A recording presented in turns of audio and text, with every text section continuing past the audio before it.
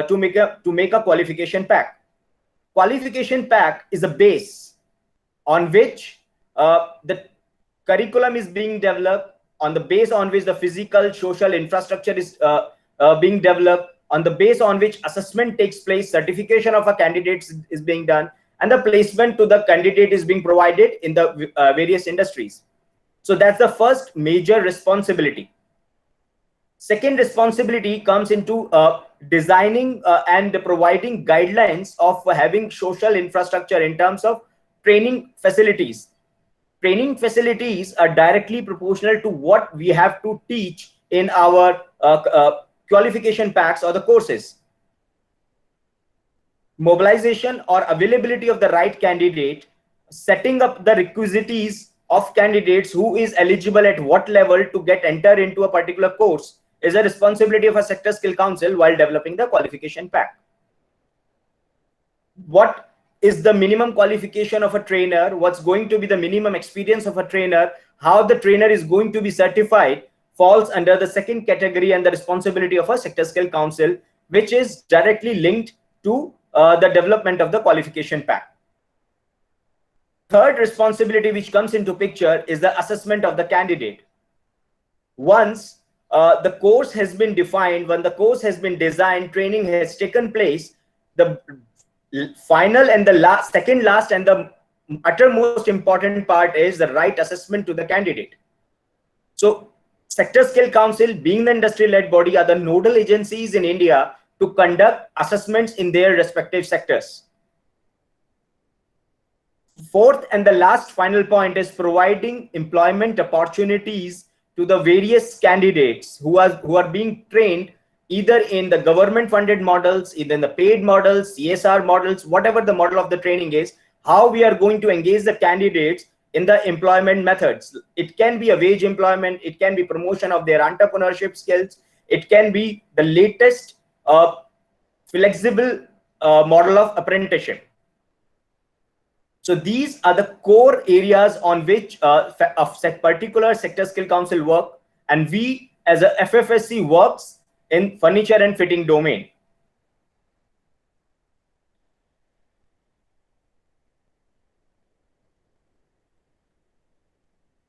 So going forward, I am handing over the presentation to Mr. Rahul Mehta.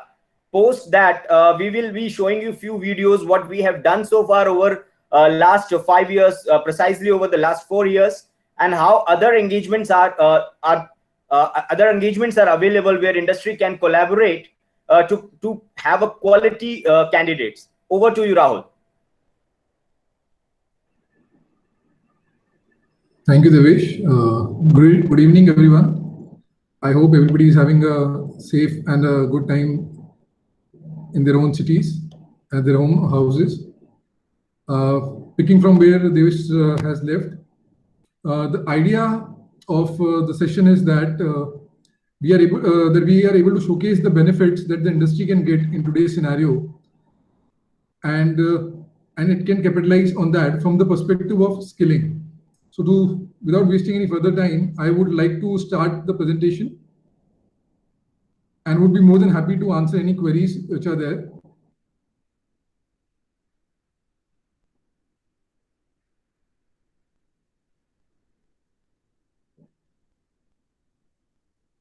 I hope the screen is visible to all. Devesh, if you can just give me a header. Yeah, Rahul, screen is visible. Okay. Okay. So talking specifically about what is the advantage of the skilling ecosystem that we are talking about, or the skilling we are talking about, to the OEMs, to the industry at large, to the manufacturers, to the design fraternity which is there. So how does it benefit? And especially in the today's time, in the today's scenario, when before COVID we were wanting to become a 5 trillion economy, the government was focused towards that, and efforts were being made through various campaigns, and outreach was happening. So this was kind of the scenario which looked before COVID, what our government was trying to achieve and what our country was trying to achieve. And post-COVID, something which came up, which has been the talk of the town ever since this movement has started has been the China substitute, India's China substitute, or India's China plus one, or India being the new manufacturing hub to the world. So much so that if we can see it properly, from the last 7 years of story, we have actually shown growth.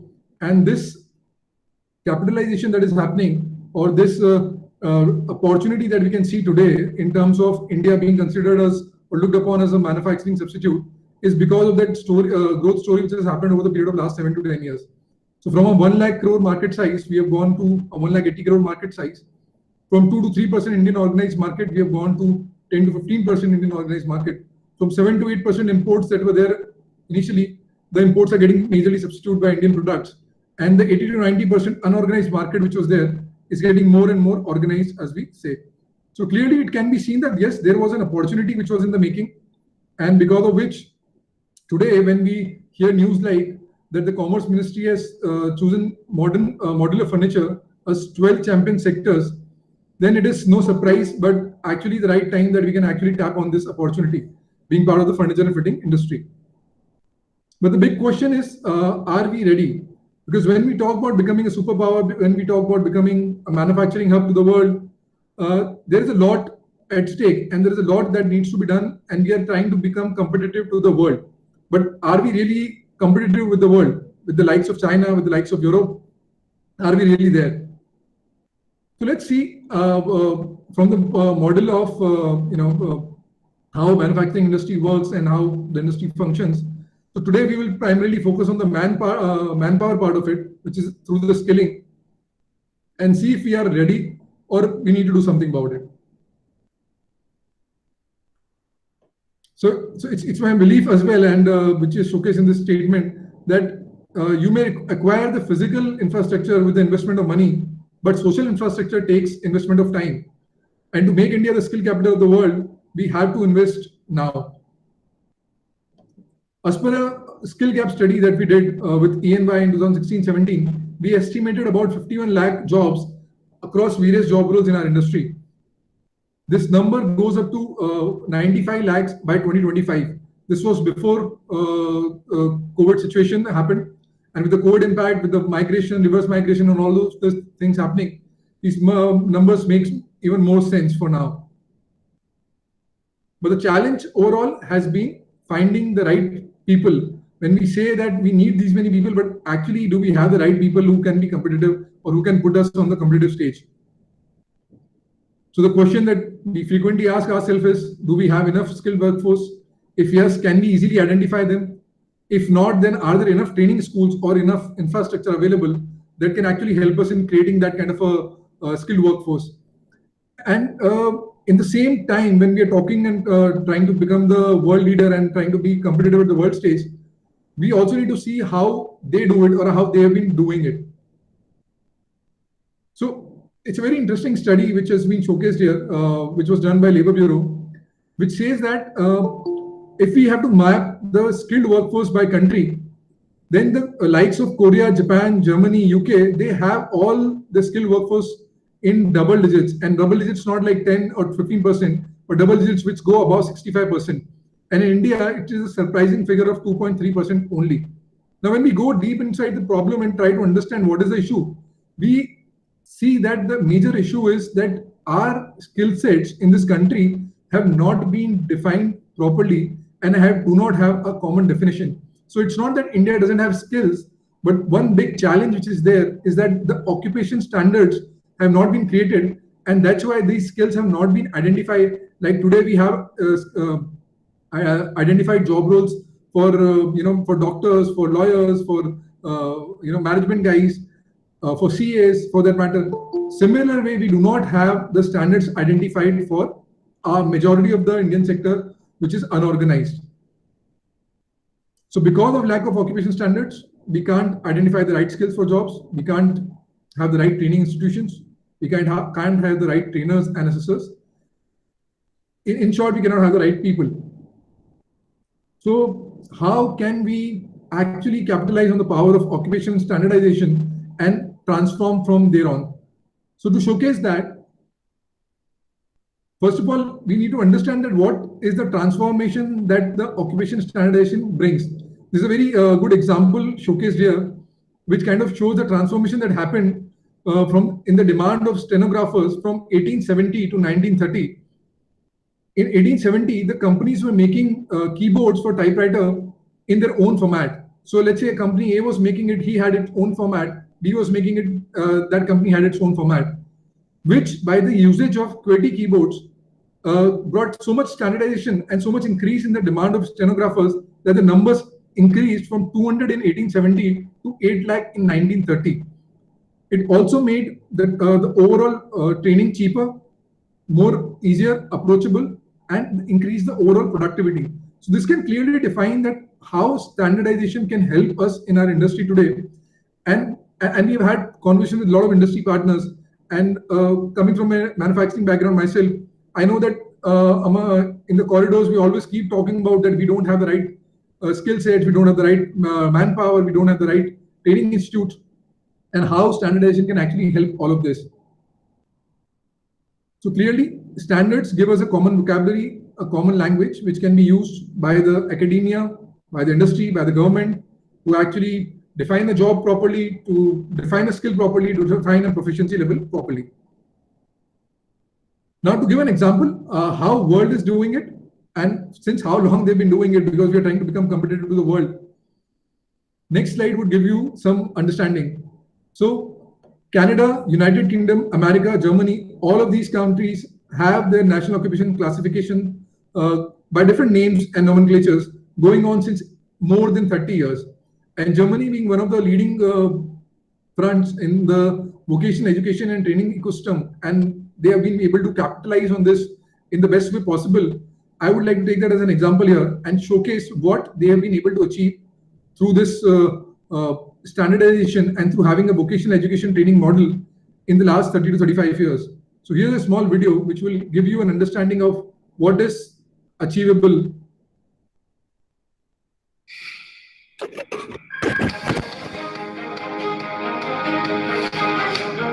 Germany has an efficient and many-sided economy. One strong basis of this system is dual vocational training. It not only offers work and career opportunities to young adults, but will also provide a large number of skilled workers. Dual vocational training is the basis for later achieving a master qualification, which is comparable to a bachelor degree. The master paves the way to executive positions, to self-employment, or to academic studies. Dual vocational training is available in approximately 350 training professions, 130 of which in the skilled craft sector. This dual system combines practical training phases in a company with theoretical instructions at a part-time vocational school. It is the responsibility of the company to equip trainees with practical skills and technical know-how. The schools will provide general knowledge and a theoretical background. The chambers of skilled crafts act as a third partner to all companies in the trade that offer apprenticeships. They coordinate, control, and monitor the entire process. They also establish training centers with courses on special methods, techniques, and technologies. The responsibilities of all partners in dual vocational training are strictly regulated. Contents and processes are clearly defined. The companies will have young employees who directly contribute to the operational business. The schools will take care of the essential education. The trainees will benefit by a diversified, profound and useful education for their future career and from payment by the company from the very outset. Dual vocational training will strengthen the economy in Germany because the companies do not only invest in education, but also in the future of their business and trade. It is a system which serves as a role model also for other countries and regions across Europe.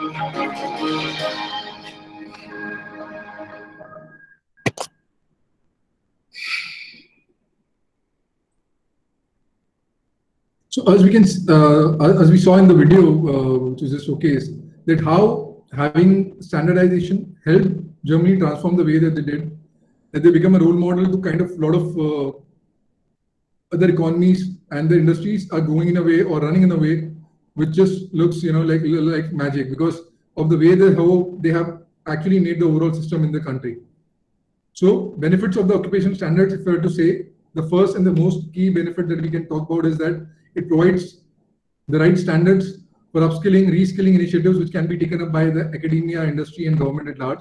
It helps us assess the demand and supply gap which is there. So definitely providing us leeway to kind of factor in or forecast what is required in the future. Now, looking at the Indian story, what has been done so far. So while Devesh has talked quite a bit about how the vocational education training has been there in India since a long time, how it has transformed since the 2009 policy change in the skill development, and how the influx of ministry like Ministry of Skill Development and Entrepreneurship and bodies like NSDC and NSDA, it has actually changed the overall skill map or the skill ecosystem in the India. So NSDC, as was mentioned earlier, it's a public-private partnership, which under which primarily the sector skill councils come, which are responsible for creating the standards and overall upkeeping of the ecosystem in the particular industry in coordination with the industry partners. So quickly going on to understanding what they do and what kind of standards they build and how are these standards being used and what they are adding to the overall ecosystem, I would like to showcase a small video.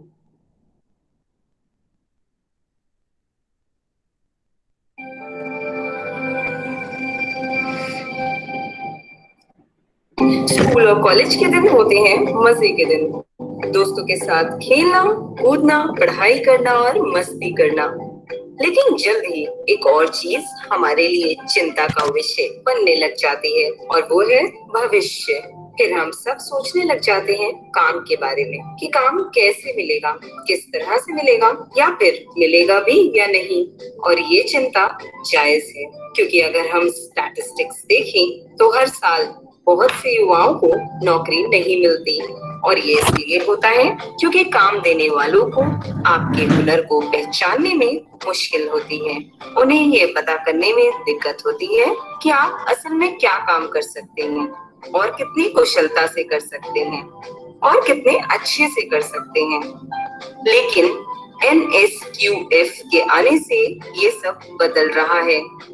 NSQF यानी national skills qualification framework, जो आपको certificate देता है जिस पर level number लिखा रहता है, और वो लेवल नंबर ये बताता है कि आप क्या कर सकते हैं और उस काम में आप कितने कुशल हैं, और उसका फायदा काम मिलने में आसानी, क्योंकि काम देने वाले को बड़ी आसानी से पता चल जाएगा कि आप क्या कर सकते हैं और उसमें कितने कुशल हैं। जैसे कि प्लम्बिंग में पहले लेवल पर प्लम्बर जनरल हेल्पर, दूसरे लेवल पर प्लम्बर जनरल असिस्टेंट, तीसरे लेवल पर प्लम्बर जनरल, चौथे लेवल पर प्लम्बर जनरल सेकंड, पांचवें पर प्लम्बिंग फोरमैन, छठे लेवल पर बाथरूम एंड किचन डिजाइनर, सातवें लेवल पर प्लम्बिंग साइट इंजीनियर और आठवें लेवल पर waste water system design engineer. NSQF के तहत हर सेक्टर में जॉब अनुसार अलग अलग क्वालिफिकेशन बनाए गए हैं। हर क्वालिफिकेशन इंडस्ट्रियल सेक्टर के स्टैंडर्ड के आधार पर तैयार किया गया है। हर जॉब में अलग अलग तरह के कार्य होते हैं। हर कार्य की निपुणता और उसे ठीक तरह से करने के स्टैंडर्ड को NOS या नेशनल ऑक्यूपेशनल स्टैंडर्ड कहते हैं। उदाहरण के तौर पर असिस्टेंट मेसन एक जॉब रोल है जिसमें अलग अलग तरह के कार्य करने पड़ते हैं, जैसे कंक्रीट मसाला बनाना, प्लास्टर करना, ब्रिक्स लगाना, दीवार सही तरह से बनाना, दरवाजे और खिड़कियों के फ्रेम बनाना, कंस्ट्रक्शन संबंधित सामग्री को ठीक से रखना।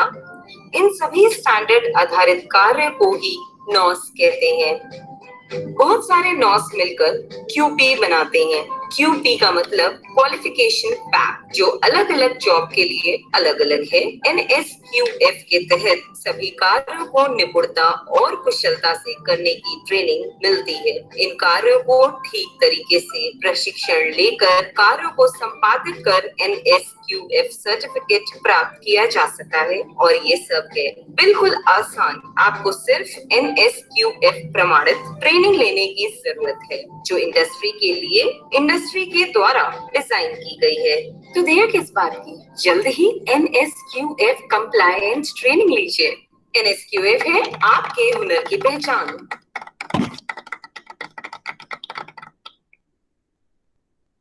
So, as it can be clearly understood from the video, which is very self-explanatory, that what all things are being done, what all standards are being developed, how these standards are being used, how these standards are being developed across different sectors and different industry for that matter, and how it is benefiting the employee also, the employer also, the aspirant also, and serving a lot of purpose. Because these national occupation standards kind of become a ready-made kit which can be used by companies for various purposes. And these QPs and NOSes are aligned certifications which can be used for government approved and other eligible kind of training programs which run. So we can take advantage of that as well. Now, talking specifically about the sector, which is Furniture and Fitting Skill Council, there are three key categories which come under this council. One, interior designing, which includes interior designing and installation related job roles. Then furniture, which includes furniture designing, furniture manufacturing, furniture installation, furniture sales, distribution, and after sales. And it also includes allied or the enabler industry, which is solid wood, panels, laminates, architectural hardware and fittings, machine and hand tools, so on and so forth. So what it means is that whatever occupations are arising in these different sectors and whatever job roles arise out of those occupations, developing those job roles is the responsibility of the Furniture Fitting Skill Council in collaboration with the industry partners. As part of Furniture and Fitting Skill Council, we play quite a few other roles as well, apart from setting the standards. You can relate it easily with the video which was shown, that first of all, we set the standards along with the industry partners. Then we also are responsible for creating the training infrastructure, which is in terms of the physical infrastructure and also in terms of the social infrastructure, which is in terms of trainers, having the right master trainers, having the right assessors for that matter. Then there are a lot of programs run by government organizations and non-government organizations through which the training can be imparted in a funded and a non-funded model. And running those programs as well fall in the kitty of Furniture and Fitting Skill Council. Then post this, when these programs are run, so I'll take an example here of like a CBSE curriculum. So CBSE basically defines the curriculum, but schools run the tuition or the teaching part of that. But the assessment again or the exams again are conducted by CBSE. So similar way, the training is provided by the training partners, which can be in different formats. And then the assessment and certification comes from the Furniture and Fitting Skill Council, which has a stamp of the ministry and the NSDC as well. Then last part of it is actually bridging the gap between learning and livelihood by providing those people who have got the right skills through the right training, right kind of job as well in the industry. So like you can see, this bridges the overall gap. Now, where are these standards that we develop used? Now, there are various areas wherein these standards are being used. So one thing that we saw in the slides, some slides back, which was a Labor Bureau study, that in India, only 2.3% people are skilled. Whereas that was not the problem. The problem was that only 2.3% people are skilled and identified. But rest of the people are not identified. Reason being, there are no standards to identify them. So the first thing that can be done through having these standards in place is that there would be a recognition of prior learning. So the people who are already in this occupation or in this industry and they're working on different roles, let's say there is a mason, there is a carpenter, there is a installer, there is a guy who does furniture designing, all those people can get actual certification based on the level that they are capable of. The second part of it is that people who are new, fresh aspirants to get into our industry, they get a proper career progression because they can see it in a proper light that, okay, today I can acquire this skill and be part of the industry, or I can acquire this skill and upskill myself to go to a higher role. Similarly, it can also be used in development of the apprenticeship curriculum and on-the-job learning that can be provided to the candidates. Now, apprenticeship norms have been actually, made very easy or very flexible for from the perspective of having greater industry participation, and which kind of in one way acts as a direct substitute to the way we as industry have been recruiting. Like we recruit people on the job, we pay them a certain amount of salary, and we train them on the job, which is in an unstructured manner, and we invest nothing less than 6 months to 12 months to 18 months on that person to train that person and actually make him worth something for the industry. While at the same time, through the apprenticeship model, quite a substantial amount of cost in that in the same example can be taken up by the stipends paid to the apprentice by the government and the basic training cost, which is reimbursed to the training provider as well. Now, these curriculums are also used to develop and create diploma, advanced diploma, and BWOP programs. And these are also used to lay foundation for the skilling in the school curriculums as well. So from 9th onwards till 12th, these curriculums would also help them to kind of develop a program. Now, this is the way that a lot of developed nations have also been working. A lot of other countries have also been working, and they are getting advantage. So not just the aspirants, but also the industry is getting advantage. Now, apart from this, how can industry get benefit? Industry can directly use this for posting a job vacancy. They can use this for designing their own training program. They can use this to do their assessments. They can use this for kind of aligning their training programs in a way that they are able to utilize the opportunities given by government-funded programs. So there are a lot of opportunities that are created. The big takeaway from this overall exercise is this, that the person who is doing this training, he gets a certification, which makes it very, very easy for industry and employers to identify the right skill set and recruit them in the right manner.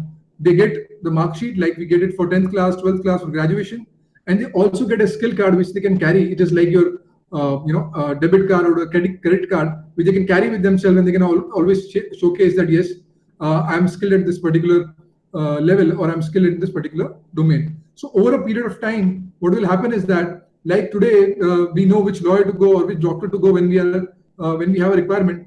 Similar way, down the line, we would be able to actually identify what kind of person we need to recruit, looking at these kind of certifications and these kind of training programs.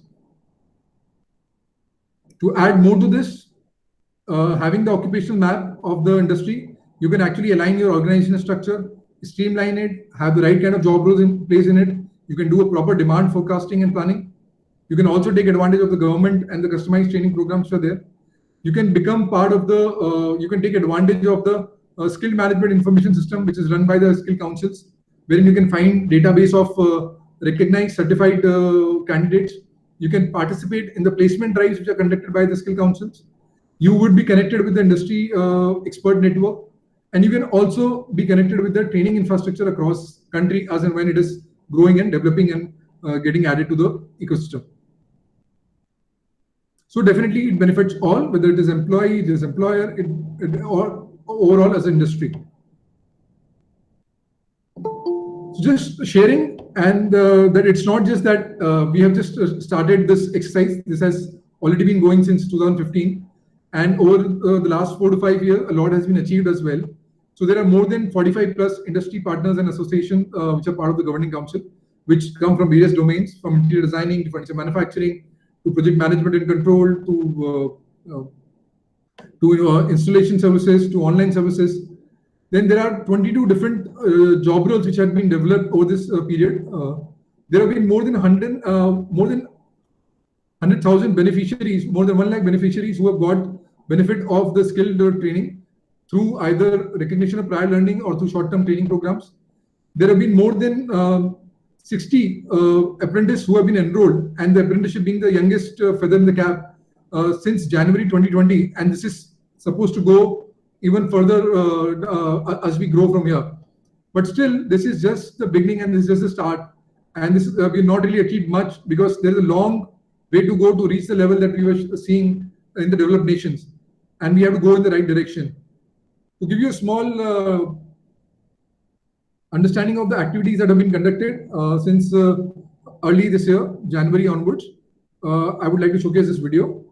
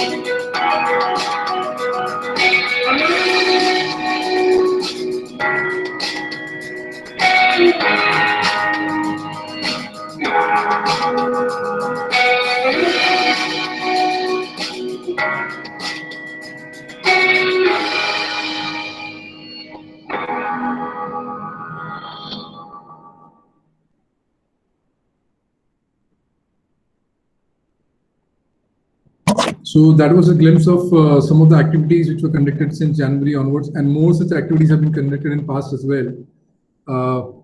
And we've seen growing participation from the industry side and activation from the professional sides as well, when people are coming forward and they're getting themselves certified, they're getting their employees certified, they're taking more and more advantage of the training ecosystem which is being created. Now, some may ask, what is the credibility of the overall standards which has been developed, and and how it has been formed and how it is being done. So like we saw, there are two sides to the overall credibility of the standards. The one side which brings credibility to the overall process is who is developing it.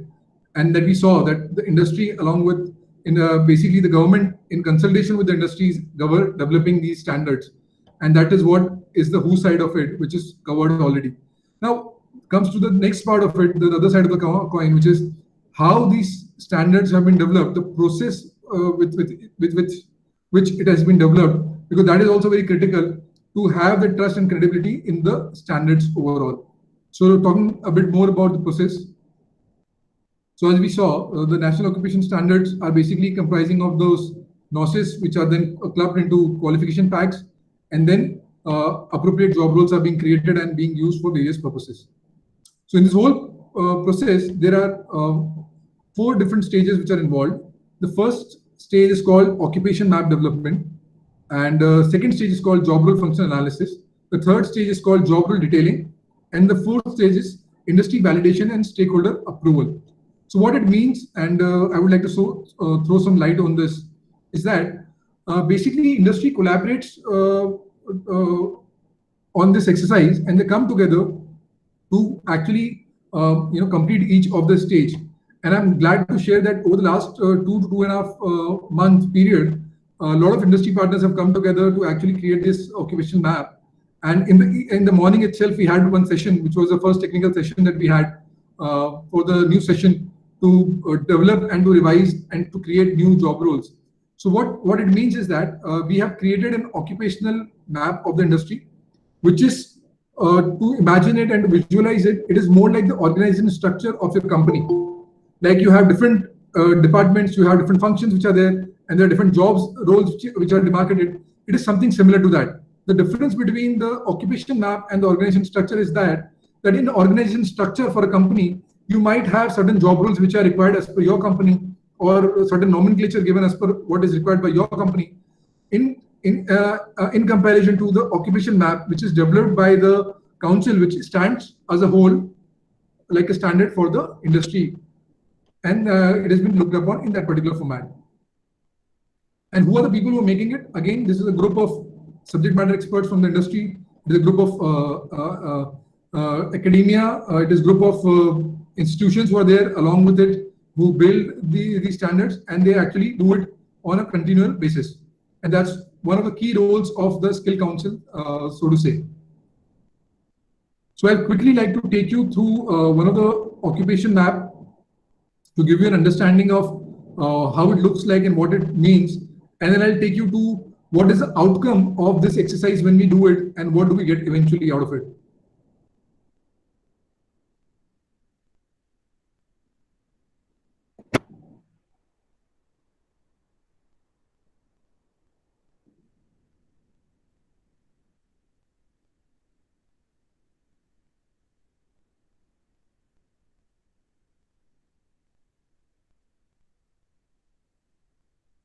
Okay, so as you can see in this slide, there are different subsectors like we discussed in the earlier part of the presentation: interior designing, furniture sales and distribution, enablers like wood, panels, laminates and all.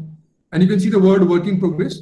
So basically we have started working on these sectors for developing the appropriate job roles, what it means, and what does it mean by occupation map.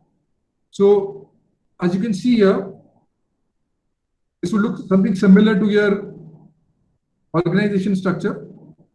This is an occupation map for industry, interior design and installation. On the top, you can see the subsector name.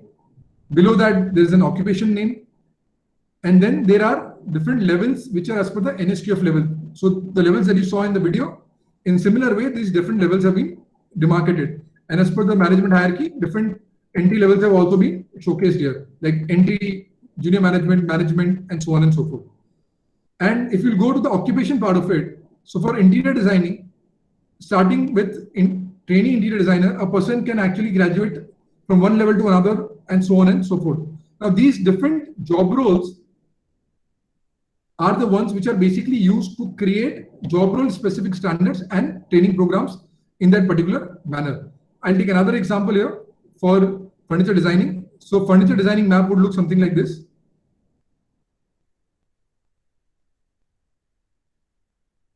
As you can see, at the entry level, level 2, there are trainee furniture designing and engineering. Then there is an assistant furniture designer. Then on the level up, there is furniture designer, then lead furniture designer, and so on and so forth. So what we mean by developing a standard or developing a job role here, I would try to explain that as well.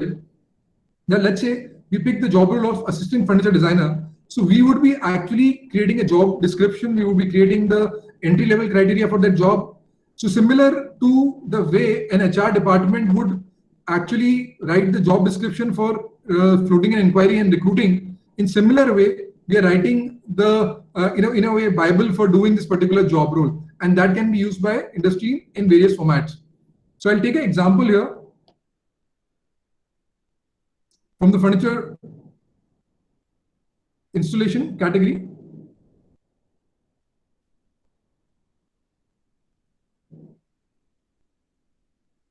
So I'll take an example of assistant carpenter, and I'll try to showcase what all would be developed and what we actually come up with when we talk about assistant carpenter job role. So all these 22 job roles that we had developed earlier, they are available on the FFSC website. So you can just go there and you can check it. So I'm showcasing one of the job roles which has been developed till the end of it by the industry. So this is the job role of assistant carpenter wooden furniture. So as you can see here, the sectors have been demarcated, the subsector has been demarcated. There's a reference number which actually matches with the National Qualification Register as well. There is a job description given, what are the personal attributes that a person needs to have. Then what is the role that person needs to play, NSQF level, what are the minimum qualifications that are required, entry age, experience that is required. And the more important part of it, the National Occupation Standard. मतलब उस particular काम को करने के लिए आपको India level पे क्या स्टैंडर्ड माना गया है वो हम यहाँ पर डिफाइन कर रहे हैं इसके अंदर में. So as you can see, the standards mentioned here for a role of assistant carpenter wooden furniture are assist in furniture planning and organizing work to meet expected outcome, assist in furniture making, ensure health and safety at workplace, maintain work area, tools and machines, work efficiently with others. तो अगर हम किसी को recruit करते हैं assistant furniture carpenter role के लिए, तो हमारी एक एक्सपेक्टेशन रहेगी that this person should have this much qualification and he should be able to perform these jobs. So basically these occupation standards are the same things.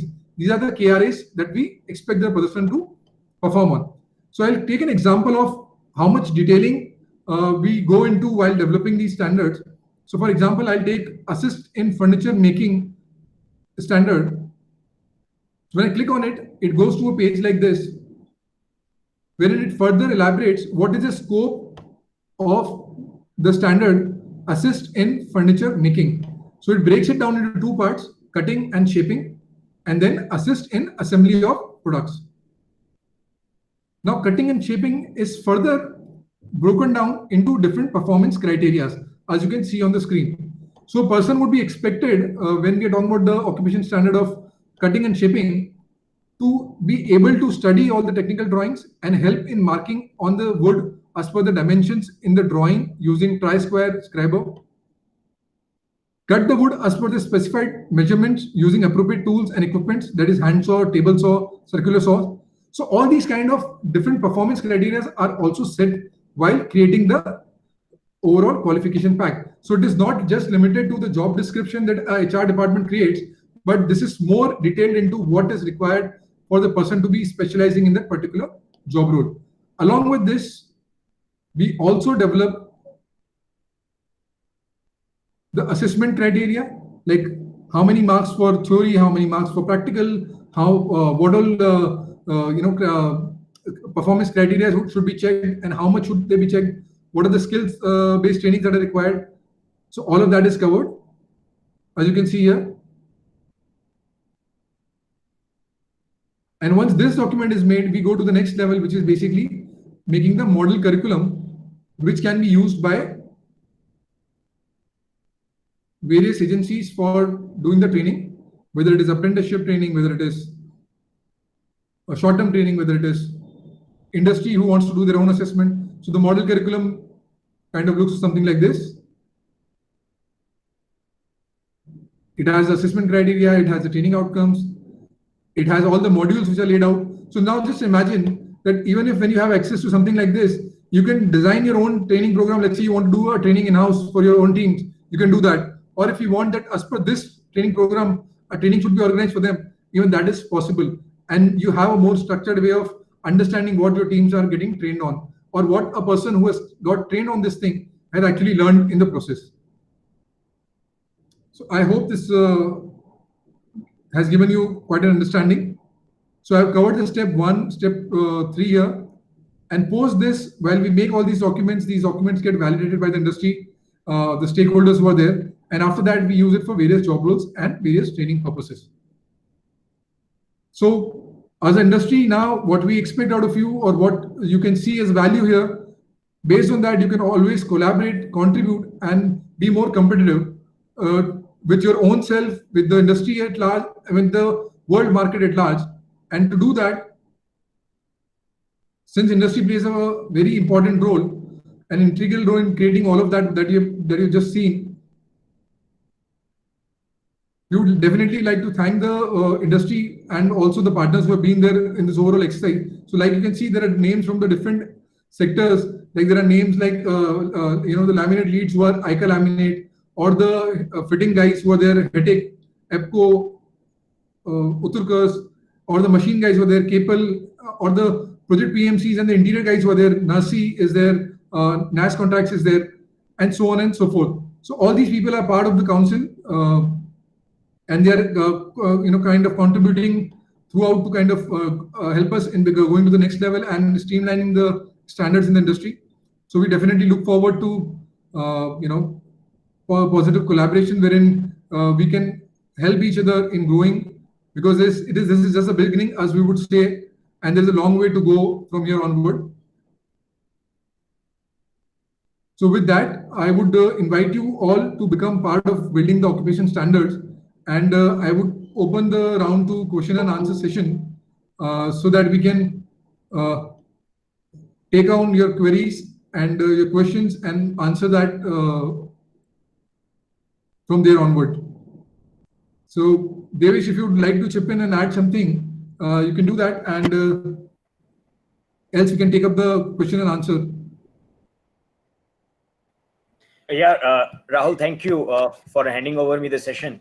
So, guys, after this elaborative presentation and quite detailed one by Rahul, what this particular Sector Skill Council is doing, one of the major question might be arising in everyone's mind, that how we can be a part of the council, how we can avail the benefits, and how can we get engaged with the entire skill ecosystem. So as explained by me, as explained by Rahul, the various steps in which industry is required, and the various roles and responsibilities which FFSC has as an organization. So at each and every step, contribution and engagement of the industry is required, and Furniture and Fitting Skill Council is there to work as a catalyst between industry and the government or ministry or NSDC. So first point, as engagement of the industry falls in line with the roles and responsibilities of FFSC. So first, I'll talk about being a part of a council as a board of standards, or a NOS committee, which Rahul has elaborately explained that how we develop standards, and we require validation from industry at each and every level. So industry, whether it's a large organization, whether it's a small and medium organization, we require validation, we require input from all the industry engaged in that particular sector or a subsector. So you can be a part of a NOS committee, technical committees. Do write to us in which way you want to be part of. We will be more than happy to include you in our board of standards and NOS committee according to the subsector in which you are going to fall. Second is the development of the training infrastructure. Before explaining you the mode in which industry can contribute, I would like to give you a brief about how the entire training mechanism or entire training model is running in place. So there are across all the sectors, there are very less industry training training partners who vouch in to train people for their own need. So when we did a retrospective study and came to a conclusion why we are not able to churn out the quality candidates which are floor ready from the day one, we as a council came to the conclusion that we will be supporting industry to set up training centers in line with the courses and curriculum being developed. So council as a catalyst will handhold you in terms of operations of filling the government RFPs, mobilization of the candidates, creation of your training center as per the job roles. So second part as engagement is becoming a training partner with the council and avail the benefits of getting customized manpower ready for your own need in line to the standards being developed by FFSC or with the industry collaboration. Second, third part is being the assessment and certification. Industry can vouch in by nominating their subject matter experts or a specialist or a trainers whom FFSC will handhold, whom FFSC will train, and whom FFSC will support in conducting assessments at the various levels, at various locations, so that we are getting the candidates who have the right skills, who possess the right skills, and industry will be able to gauge this opportunity in fulfilling their own captive requirements.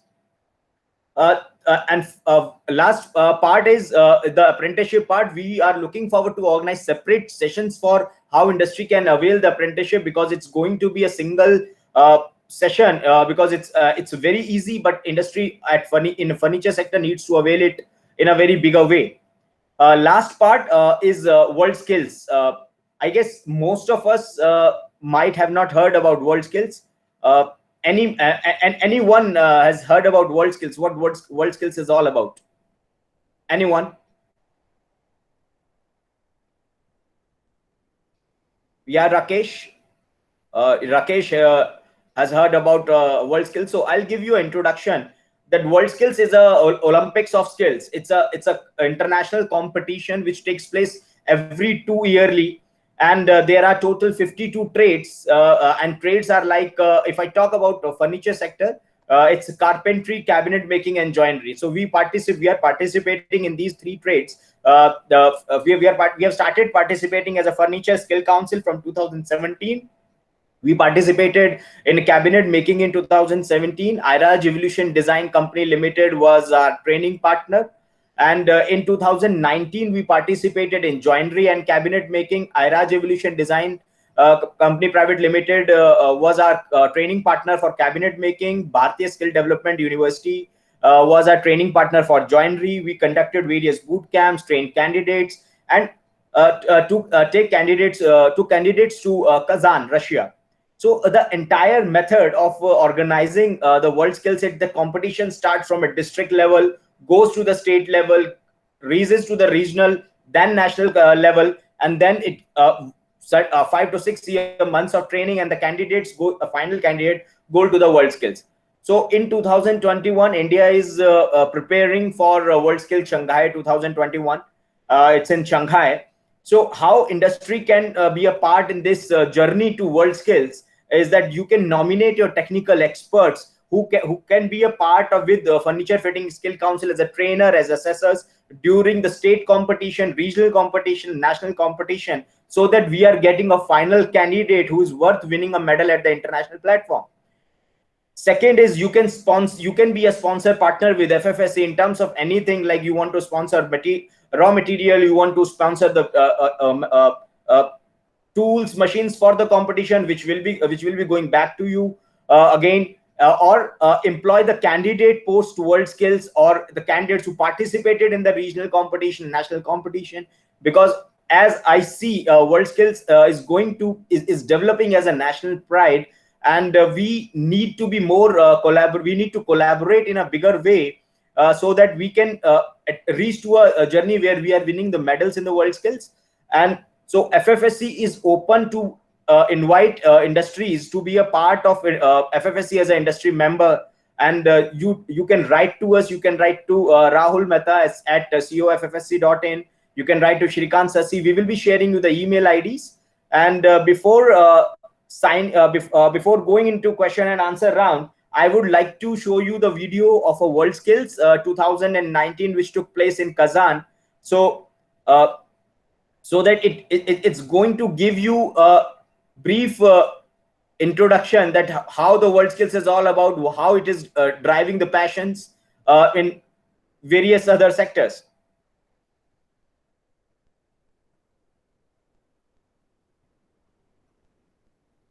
Is my screen visible to everyone? Shrikant, can you give me a thumbs up? Yeah, it is visible. Okay.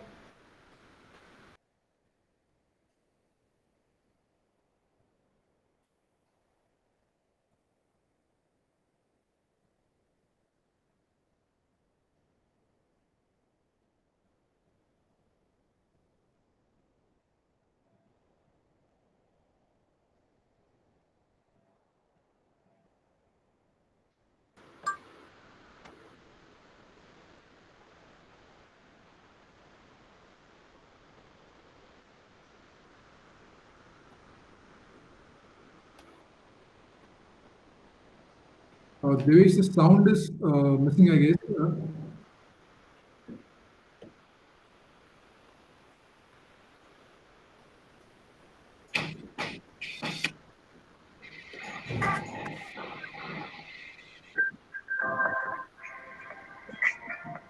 You have played in the beginning, I think so, Devesh.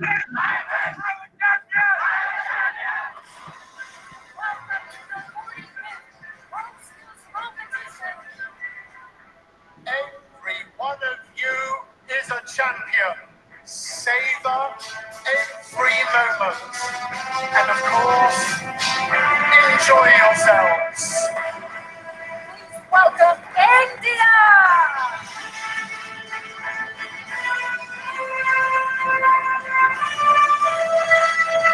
По стандарту WorldSkills объявляю открытым.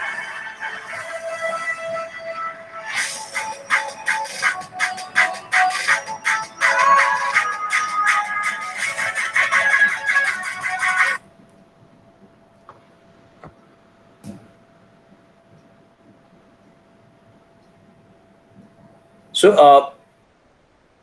input, there is a lag in the video which is being played at my end. Rahul is sharing the screen. He is going to play the video. Yeah, Rahul, over to you, please. Yeah, is it visible? The screen is visible? No, Rahul, it's getting visible now. I request everyone to pin the screen at which the video is being shown. Okay, so I'll just play the video.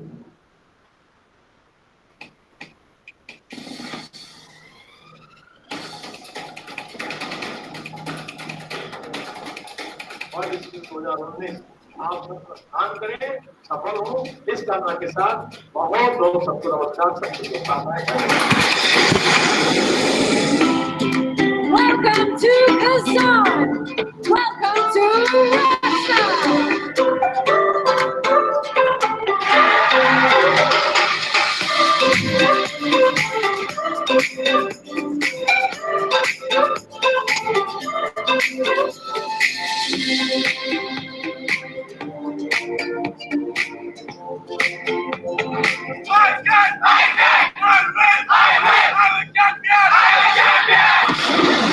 Welcome to the 45th WorldSkills competition.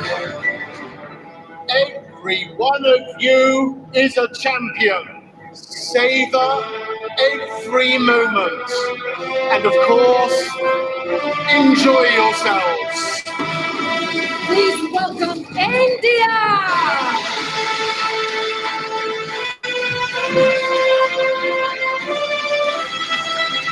По стандарту WorldSkills объявляю открытым.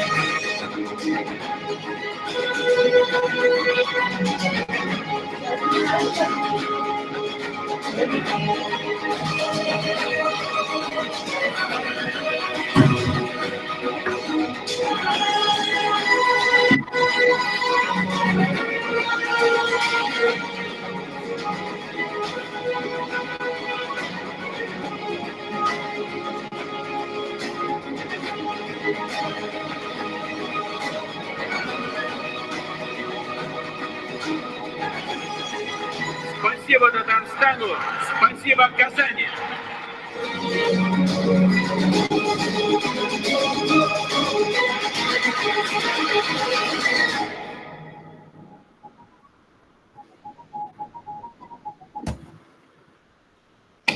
So in 2019 we stood 13th, and the focus and everyone over here is trying to be in a top 10. It's going to be a very long journey, because the kind of enthusiasm which is present in the other nations, we are lacking in certain sectors. So that's why it's a very long journey. We have to travel it in a very short span of time, and we expect our industry players to be a part of this journey. So I guess, Rahul, we should enter into the question answer round. Yes, please. Yeah. So the first question, which has been placed by Mr. Mayank Jain, is he has requested some more details on Skill Ambassador campaign. And following it is RPL Type 4 certification applicable in financial year 2020-21 as well or not? So Mayank, FFSC launched the Skill Ambassador campaign with the motive of identifying each and every stakeholder who is a part of skill ecosystem and belongs to the furnitures and fitting sector. Like, it can be the industry, it can be the training institution, it can be academia, it can be trainers, it can be assessor, it can be the freelance consultant, whosoever wants to be a part of carrying forward the right information to the right candidate, so that right trainings can be given to the people on ground. So FFSC tried to include various government projects.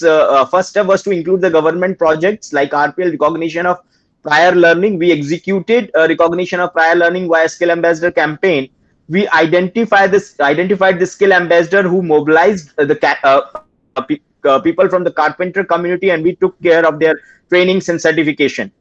And even on a very second step, we are identifying the training institute and industry player like NARCI and associates. They have played a major role in the Skill Ambassador campaign, being a part of RPL Type 4, getting their own manpower certified. Second question is RPL Type 4 certification applicable in financial year 2021. Mayank, RPL Type 4 certification process was a part of Pradhan Mantri Kaushal Vikas Yojana 2.0, which was operational from 2016 to 2020. And the date of PMKVY 2.0 expired on 31st of March 2020. And the guidelines of PMKVY 3.0 are being drafted, and the inputs from various SSCs has been submitted to NSDC and Ministry. And we have requested them to include RPL Type 4 in PMKVY 3.0. As the PMKVY 3.0 starts, and we get the information that RPL Type, we need to take the proposals from industry. We'll get back to the industries who are part of skill ecosystem with FFSC to initiate RPL Type 4 at their end. I hope this answers your both the questions.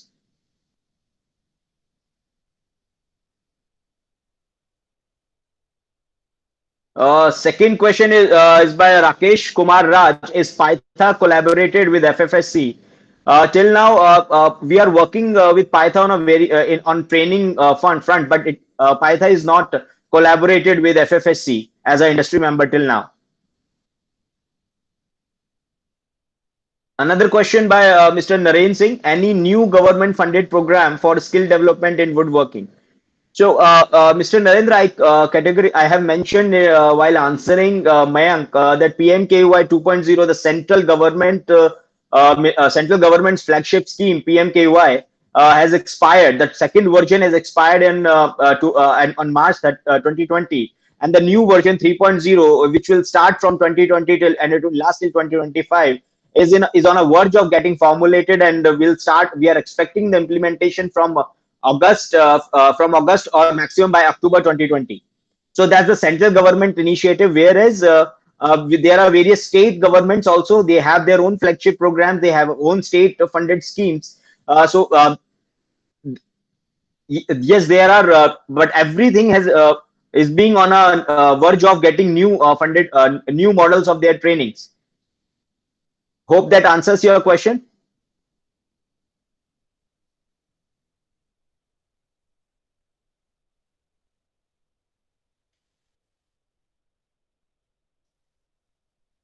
There's another question from Mr. Prahlad Bansal. Sir, please tell me full in detail about how I can recruit and required stuff for my industry for wooden doors and joinery. So, Prahlad ji, we had a constant, we have been in a regular touch about this query of yours. But the problem the problem which has been identified at our end that there are no training partners in the vicinity of your factory, which is located in Rohtak. So that's why we you also came up with a solution that you are looking to set up a factory. You are looking to set up a training center within your own premises, and we as Rajiv Timbers and FFSC will look forward to work over it so that your captive requirement in future is getting fulfilled. There's an option there, Mr. Prahlad, that in the last 3 to 4 months, the campaign that we had run, we've been able to actually mobilize people and get connected with the right, people from the woodworking fraternity. So if you would like to be part of the recruitment campaign, which we would be doing in the coming months, you can definitely send in the requirement in line with the occupation and the job role names which are there. So उस तरीके से आप at least campaign में participate कर सकते हैं, और अगर वहां से आपकी रिक्वायरमेंट पूरी होती है तो बेहतर रहेगा. Otherwise training institute definitely is a good idea and you should pursue that. Next question is by Mr. Naren Singh. Again, what's the status of TOT and TOA Academy? Has registration process been started? Mr. Naren, regarding TOT and TOA Academy, the major responsibility with FFSC was to nominate the respected institutes. Like we nominated BSDU, we nominated Hetik Podar Woodworking Institute, we nominated IVO. And post that, it's the responsibility of the respective institute to meet the due deliverables, whereas FFSC is always there to manage the operation, handhold the institutes. So the registration process is still in pipeline, and it will be completed at the end of NSDC because nothing is pending at FFSC's end.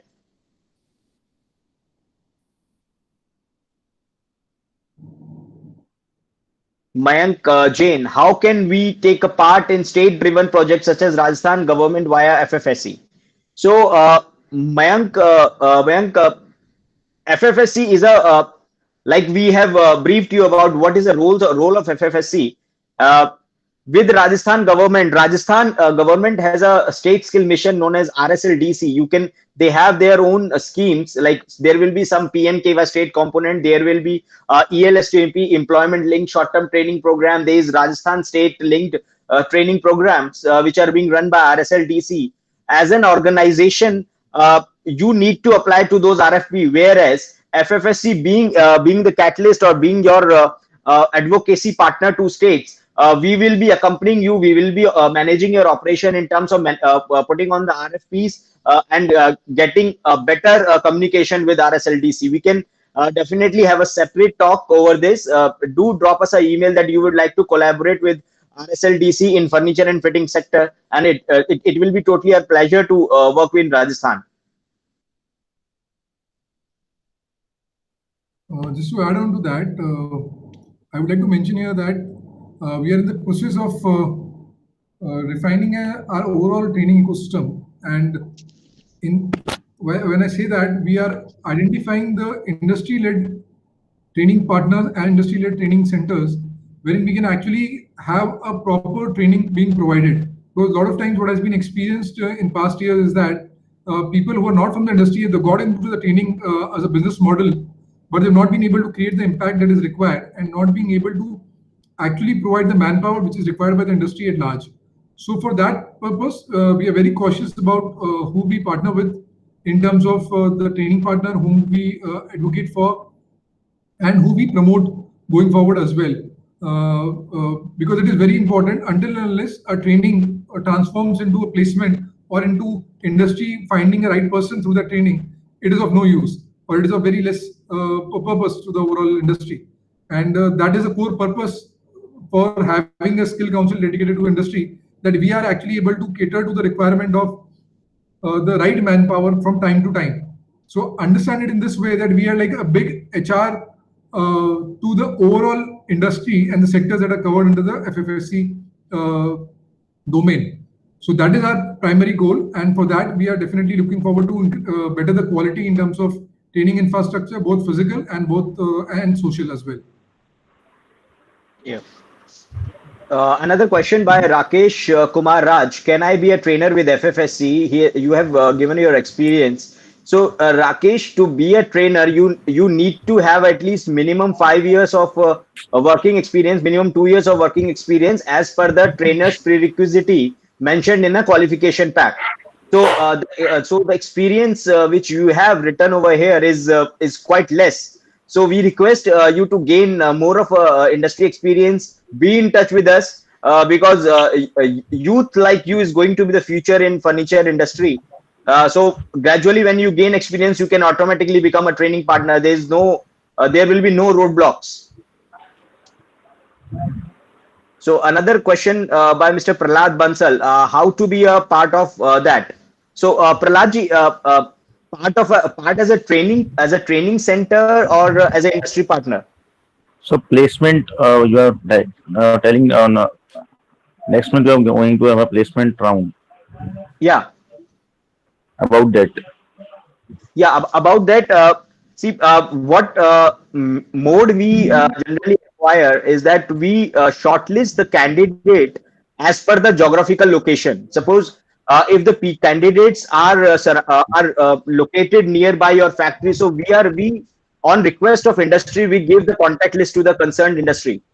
Like you want 50 people, you want 30 people, and if there are people are in your vicinity, we provide those lists. We are looking to provide the list. But since we are not in a favor of promoting the major migration, so that's so sorting of the candidates post their certification is a step which is pending. Once we are done with that, we will be opening up a session to connect with industry so that we will be informing them that these many candidates are ready to be placed. So another you will get another invite for the another session. Okay. Or in case Okay. For regular update, that's why we have shared. Just to add on to that, so the sessions that we're talking about, basically one of the key goals as a furniture and fitting skill council is also that we create a skill management information system, which is part of our ongoing exercise. So the people that we have got in touch through the recognition of prior learning and who have got certified, whether they are in any part of the country, and if they are willing to come for a job opportunity in any other part of the country, then it's open to them. But as a recruiter, you can always connect with us and tell us that what is your requirement, so that we can share that requirement with the right kind of candidates who are available. So over a period of time, like today you have Naukri.com or Monster.com, you would be able to have a portal or a channel through which you are able to look for the right candidate in the industry as per the right kind of job roles which are available. Prahlad ji, I hope आपको clear है ये? It's a clear है. Another question by Mr. Mayank Jain. With current pandemic, lot of state governments are running skilling programs. How to be a part of it? So, Mayank ji, as per our regular conversation with various state government and state skill mission, the prime objective on which the state governments are working is to map the skills of the migrant workers. Still the process is on, and a regular or a standardized SOP will be developed by various state skill mission, and we are in regular touch with the state skill missions, and inputs are being shared with them. So once the SOP is being developed, I guess training partner empanelment will be opened up by various states, or the project will be given to FFSC. So that's another advantage of being associated with FFSC, that you get a first information at on a very early stage. So once we get the information, we will be rolling out the opportunity to the training partners, to the industry partners who are associated with us. Hope that answers your query.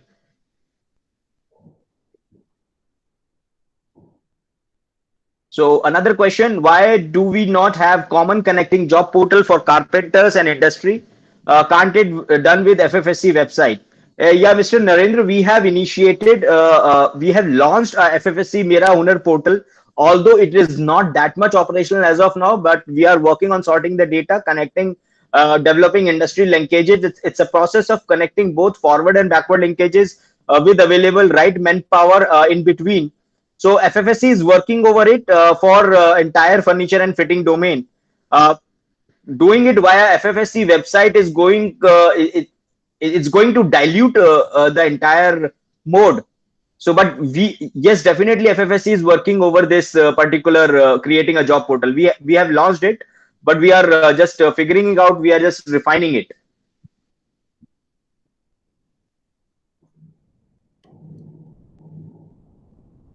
Yogesh ji, is there any training center in Tamil Nadu near Vellore? No, Yogesh ji, we don't have training center as of now in Tamil Nadu near Vellore.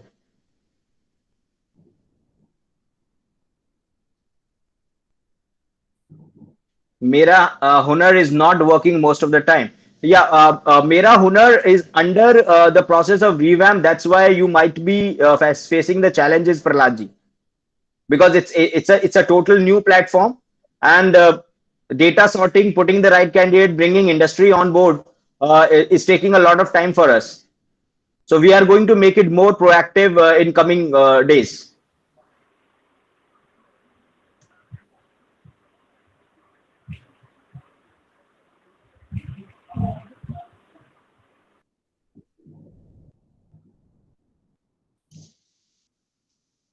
So I guess we end up we are on a verge of closing the session. Any further queries available with anyone? We would love to solve those regarding the session. Any research and development activities for unorganized sectors? Narenji, yes, definitely. A lot of R&D is being taken care, like the process which were explained by Rahul ji, how the job roles are being developed. So without research and development, the job roles are not being developed. And if you are categorically mentioning that R&D at the industry level, that's also part of developing the occupational map and qualification pack. Everything is being included, how industry is growing ahead. Naren, to answer that question, I would like to draw your attention towards the technical sessions, and which I guess I'm speaking with Narendra Singh Rathod, right? Yeah, he's the same one. Yeah, so you have to be part of the technical session as well, and because the job role building work has already started on that. We just had our first round of technical committee meeting today, and we had explained the overall process, how it would be done and all. So as you've always been part as an expert as well for India, you have to be part of that committee to contribute in the right way in the research and development, also in the execution of how we need to take it forward. So we'll be more than happy that you become part of it and contribute in the same exercise.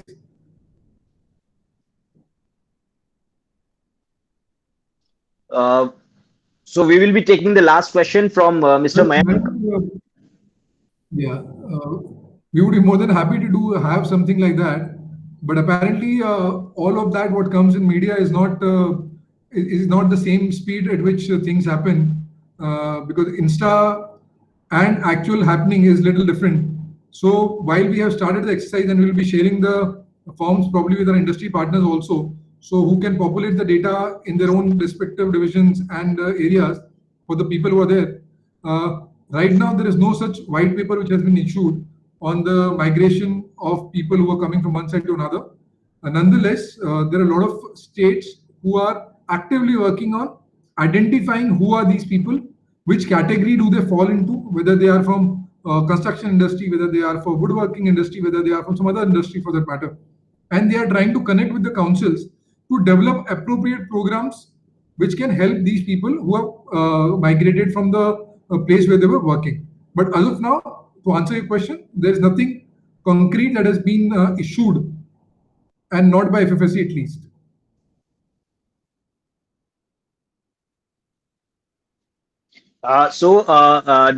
Narenji, drop us an email regarding your interest to be a part of NOS committee or a board of standard. Since earlier you were a part from the BSDU side and you have joined a new organization, so a new request need to come from your side. Right, Rahul, is this right? He need to raise a request to be a part of NOS committee, right? Follow-up email that we would be sending post this session, wherein you will be getting details about various engagements. Sure. There would be detail about the NOS committee and other things as well. So you can apply for the same, and the next session, whenever it happens, you can definitely become a part of that and work in this direction. So. Okay. So I guess we are done with the question and answer round, and let's wrap up the session, and we hope that the session was fruitful for you. We will be sharing the details, and let's collaborate to take this particular sector to a new heights. Good evening, good evening, and bye, everyone. Thank you so much, everyone.